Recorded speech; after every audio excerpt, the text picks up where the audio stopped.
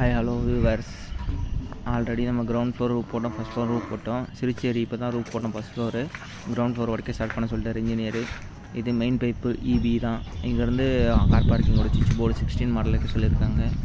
அதுக்கப்புறம் as usual என்ட்ரன்ஸில் ஒரு 2 மாடல், பெல்லுக்கு ஒன்று, 2A சுவிட்சுக்கு ஒன்று.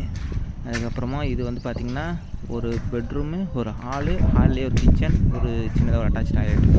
இது வந்து டிவிக்கும் என்ட்ரன்ஸ் போர்டுக்கும். இந்த பக்கம் கிச்சன், எக்ஸாஸ்ட்டு, ஒரு மேடைக்கு மேலே ஒரு பாயிண்ட்டு.